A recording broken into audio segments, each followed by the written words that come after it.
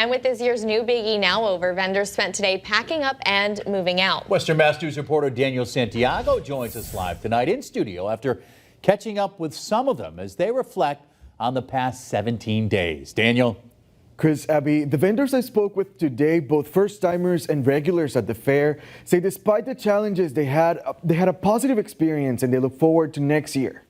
Actually, I think I did really well this year. Yeah, I think we've been here 8 years and every year it gets a little better. I'll call it my freshman year. I learned a lot, and the traffic flow, when weather permitted, was phenomenal. On Monday, the remnants of this year's Big E could be seen as the vendors packed up their booths in West Springfield.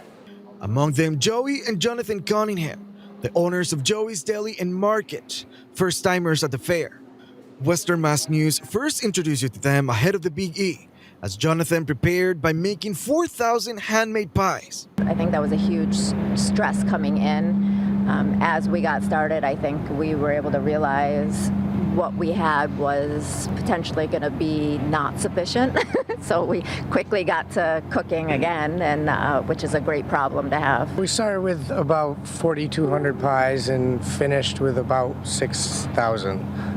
So we were close. I had no idea where to start, and now we have a starting point for next year. Like the Cunninghams, the president and CEO of the Eastern States Exposition, Gene Cassidy, is also already looking forward to next year. It's a long process, but we're well into it, and we'll be closing up this fair for the next probably 8 to 10 weeks. And then we'll hit the ground running, trying to make sure that we create something really positive for 2024. All of them tell us that despite any challenges, like the rainy days and huge traffic backups, especially this past weekend, they're all planning to come back. And they say it's mainly because of the fair goers. The people. I actually really like the people, and I have such a good following now, and they just come back and they're like, I'm so happy that you're here. The bartering and the camaraderie between the states and the people in the show is phenomenal. And I think that is a big takeaway from the last 17 days for us.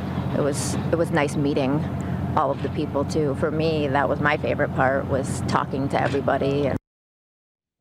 During the cleanup period this week, the West Springfield Police Department will have officers at the fairgrounds to make sure everything goes smoothly. Reporting live in studio, Daniel Santiago, Western Mass News.